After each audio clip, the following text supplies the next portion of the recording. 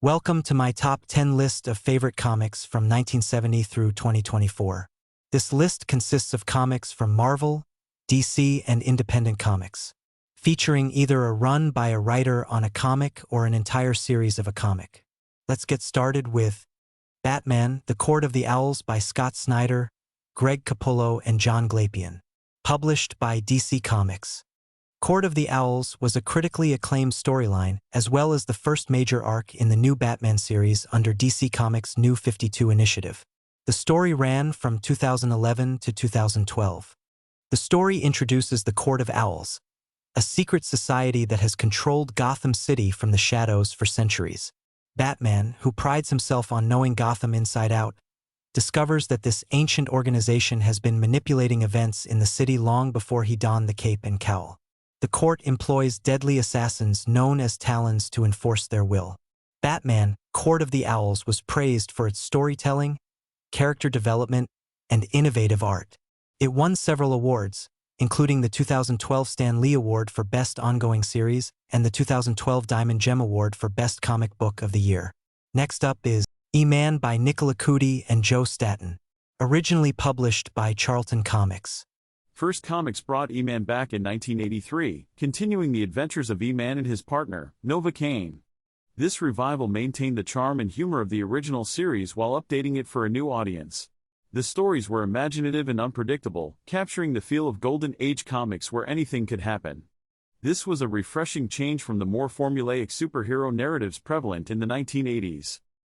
Joe Staton's art was a perfect match for the series' tone, with a cartoonish and spirited style that enhanced the whimsical nature of the stories. And from an energy being, we move on to The God of Thunder, The Mighty Thor, written and drawn by Walt Simonson.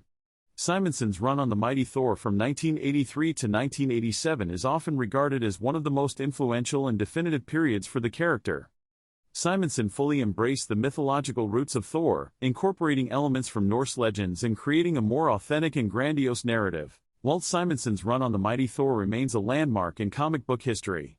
His ability to blend epic mythological storytelling with dynamic art and deep character development set a new standard for the series. Both critics and fans continue to celebrate his work, ensuring its place as a classic in the Marvel Universe. And now, from gods to mortal men.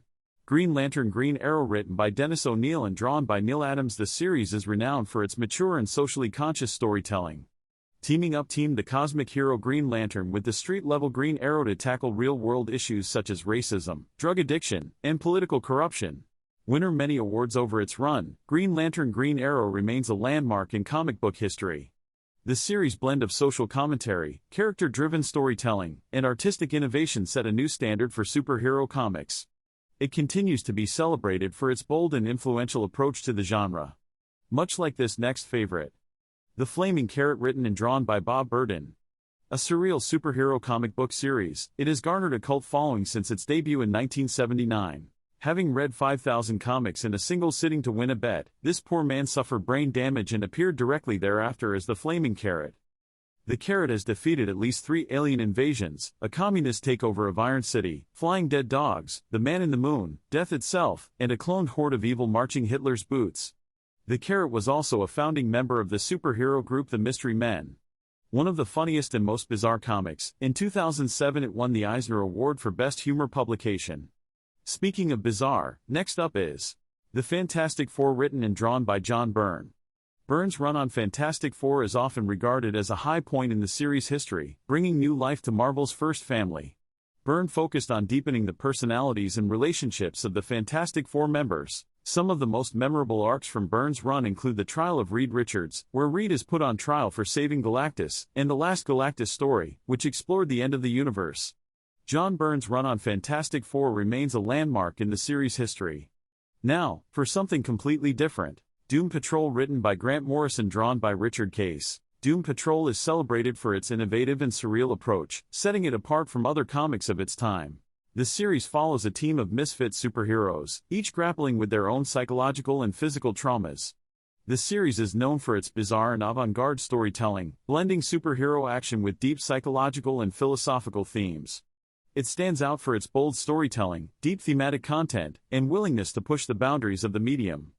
And for more boundary pushing, Animal Man written by Grant Morrison, drawn by Charles Truog and Doug Hazelwood. Animal Man follows Buddy Baker, a superhero with the ability to mimic the powers of animals.